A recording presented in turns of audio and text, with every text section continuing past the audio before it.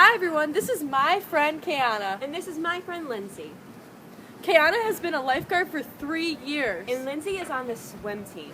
Today we'll be reading Be the Change, a Grandfather Gandhi Story by Arun Gandhi and Bethany Hegedus. Illustrated by Evan Turk.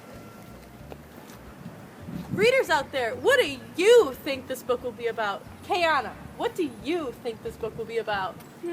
I think this book will be about a little boy who learns from his mistakes. While reading through the story, think about someone or something that you connect with. Ready to read? Let's go. Be the Change, a Grandfather Gandhi Story, written by Arun Gandhi and Bethany Hegedus, illustrated by Evan Turk.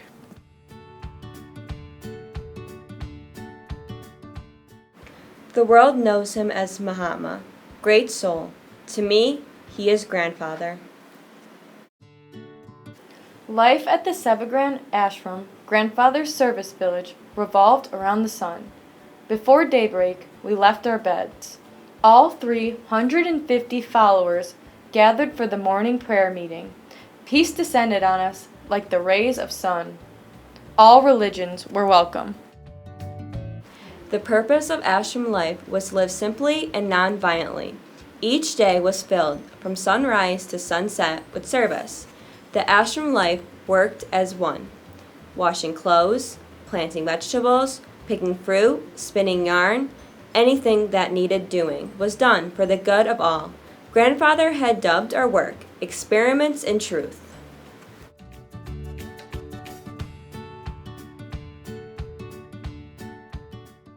There were 11 vows of ashram living.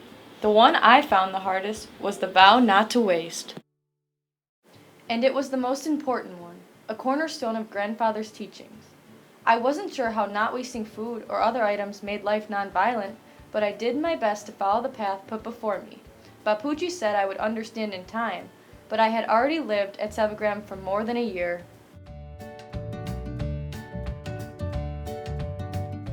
Soon, grandfather asked that I accompany him to Pune. I was happy to get the break from ashram life, from waking early and working hard. But at the Nature Cure Clinic, our routine was much the same vows, the same self-discipline. When grandfather talked, thousands came, overflowing the gardens. People young and old spilled into the streets. I stood with them and listened as he spoke about Satyagraha, passive nonviolence. When nonviolence is accepted as the law of life, it must pervade the whole being and not be applied to isolated acts, Bapuji said. How was I to understand that? It hurt my head to even think about. Yet when grandfather spoke, something in me stilled, even if afterward my thoughts grew cloudy.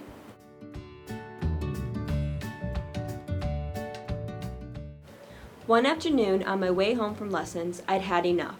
As I walked, I tossed my nubby pencil in the air, tired of my vow not to waste, tired of not understanding. It bounced into the grass. I left it there, on purpose.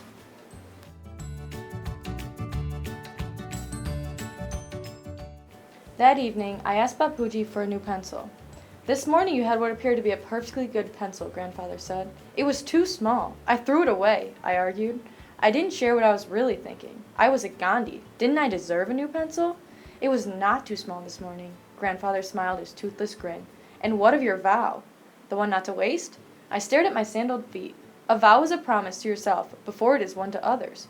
Why is a nubby pencil so important? I asked. It's not the pencil, but you that is important, Bapuji patted my shoulder. Bapuji was talking in riddles. Why wasn't there a simple explanation? He walked me to the door. You will have to go and look for it. Would I really have to search for a nub of a pencil? But it's after dusk. Good thinking, Arun. You will need a torch. He handed me a flashlight and pointed me toward the night. I set off into the dark. My face burned with shame. Grandfather had already taught me so much, and here I had more to learn. I was a disappointment, to him, to myself.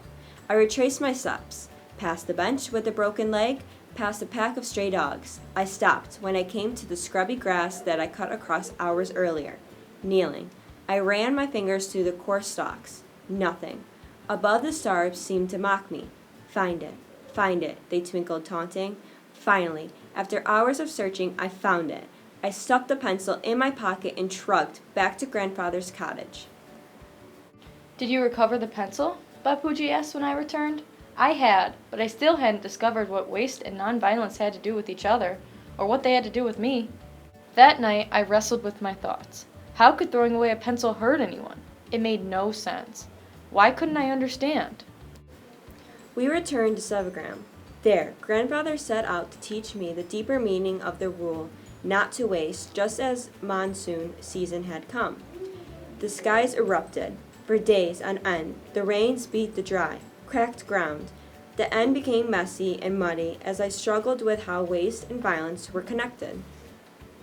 Grandfather sat with me for an hour a day, as busy as he was. Waste is a violent action. When resources are low, people hoard. Those who are forced to do without may eventually strike out. Fighting occurs, he said. Did you want any of that when you threw away your pencil? I didn't. Is this why we spun? Why we made our own cloth?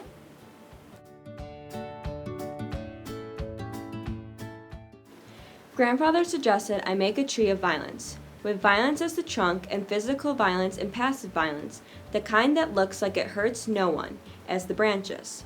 Before you act, think how it would affect others, he said. Who would it hurt? You? Someone else? The earth? Does hurting the earth hurt us? Together we created a tree and pasted it on the wall. Each day, I added my thoughts and actions to it.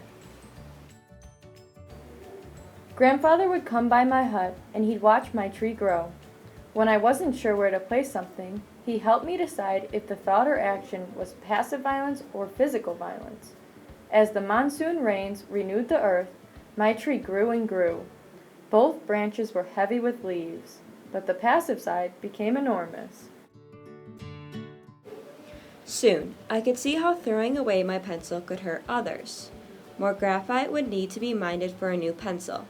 Trees would be cut down, land would be stripped bare, villages would be lost.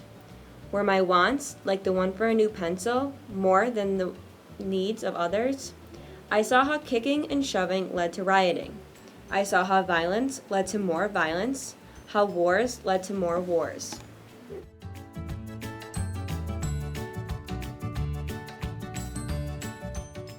Like the soaking rains that turned the musty earth lush and green, new growth finally sprouted in me. I was responsible for every thought and action, yes, but I was also responsible for the thoughts and actions of the world. To change the world, I needed to change myself. As the rains trickled to an end and the sun returned, Grandfather took my hand. We walked amid the hustle of ashram life. New planting, chores, prayers, work. Grandfather had a saying. He had said it to many, and now he said it to me. Be the change you wish to see in the world, Arun. And with Grandfather as an example of being the change for himself and others, I would.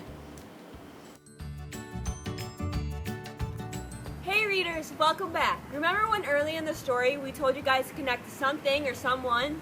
How did you connect to the story? Turn and talk to a partner at school, a sibling, a friend, or an adult at home. Lindsay, how did you connect to the story? I connected to the story because I realized that I can be wasteful and it's something that I need to work on. I totally agree. I also realized that my actions affect others. Thank you for reading with us today, everyone. I hope you had a lot of fun. I hope we can read again soon. Bye!